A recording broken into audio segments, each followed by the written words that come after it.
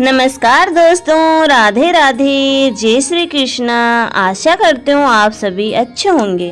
अगर आपको मेरी दी हुई जानकारी पसंद आती है तो प्लीज़ कमेंट में राधे राधे लिखना ना भूलें। आज हम सुनने जा रहे हैं सोमवार के व्रत कथा के बारे में, जिससे शिव पार्वती की होती है महान कृपा। सोमवार का दिन भगवान शंकर को समर्पित होता है।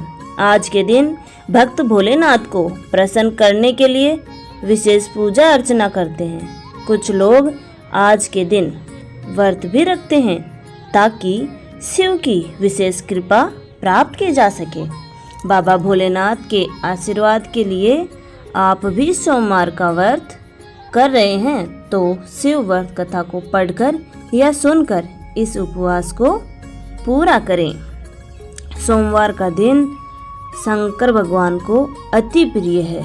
कुछ लोग आज के दिन भगवान शिव की कृपा पाने के लिए इस उपवास को करते हैं। व्रत विधि।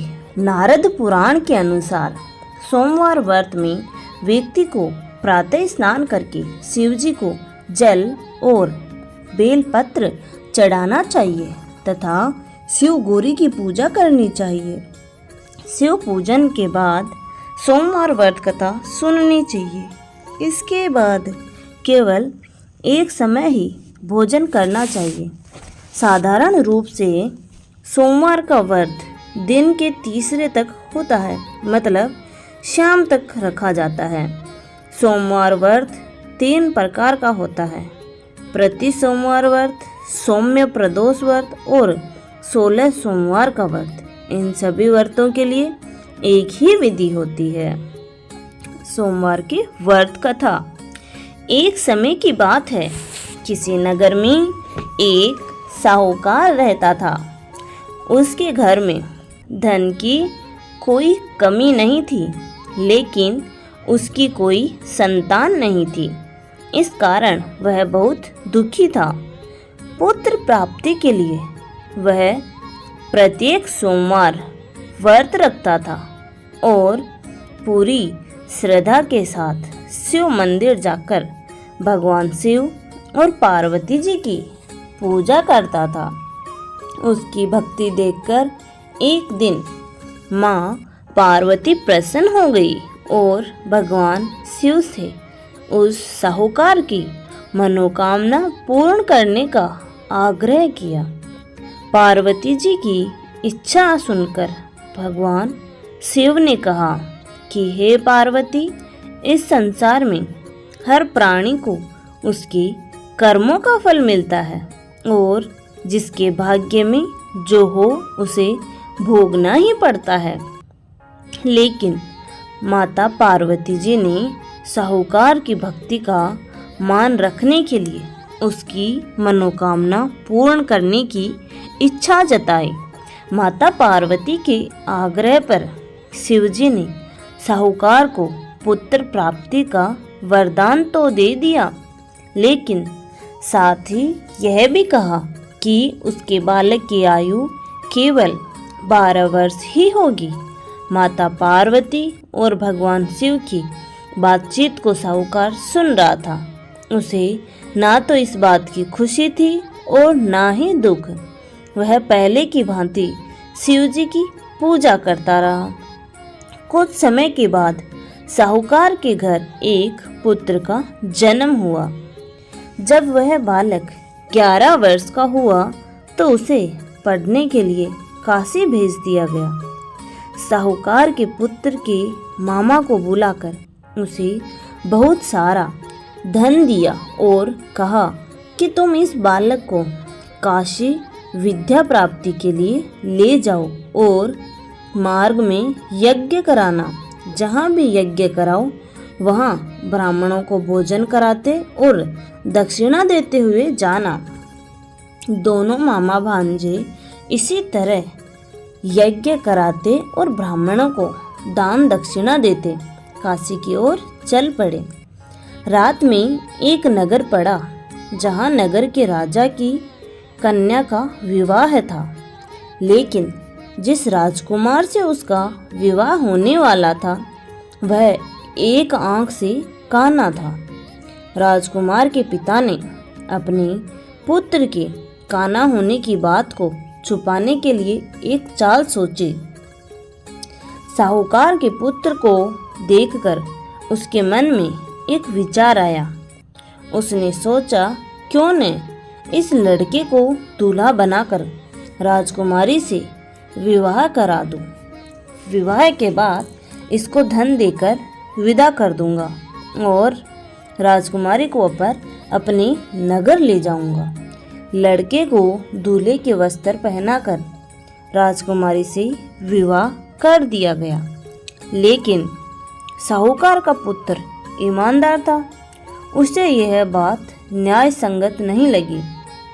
उसने अवसर पाकर राजकुमारी की चुन्नी के पल्ले पर लिखा कि तुम्हारा विवाह तो मेरे साथ हुआ है, लेकिन जिस राजकुमार के संग तुम्हें भेजा जाएगा वह एक आंख से काना है। मैं तो काशी पढ़ने जा रहा हूँ।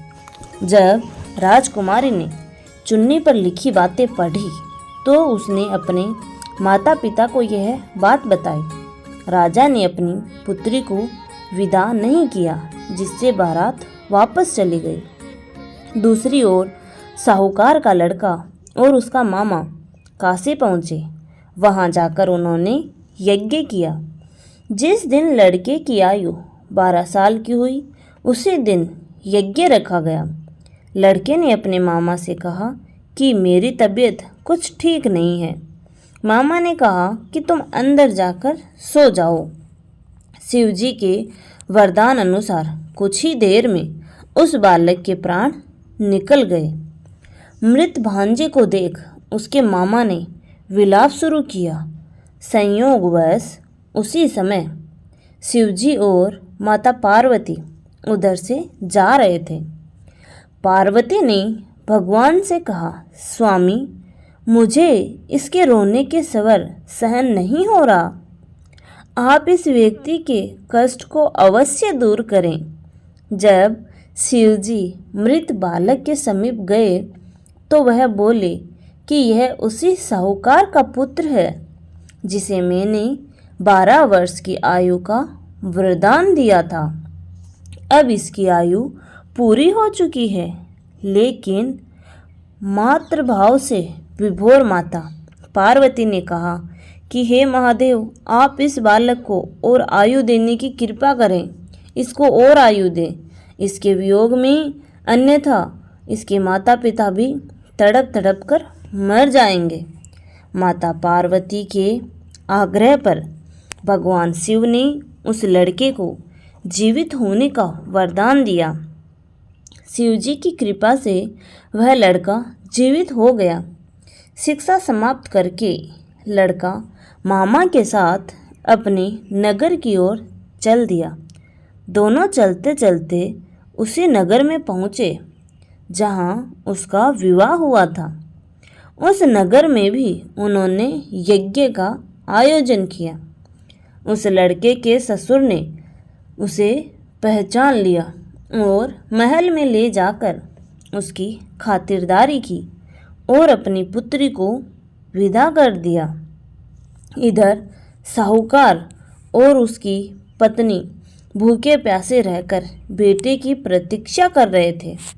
उन्होंने प्रण रख रखा था कि यदि उन्हें अपने बेटे की मृत्यु का समाचार मिला तो वह भी प्राण त्याग देंगे, परंतु अपने बेटे के जीवित होने का समाचार पाकर वह बेहद प्रसन्न हुए।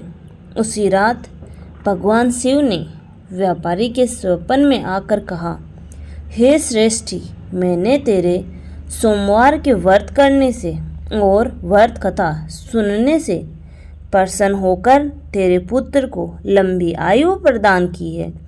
इसी प्रकार जो कोई सोमवार व्रत करता है या कथा सुनता है और या फिर पढ़ता है, उसके सभी दुख दूर होते हैं और समस्त मनोकामनाएं पूर्ण होती है। हर हर महादेव।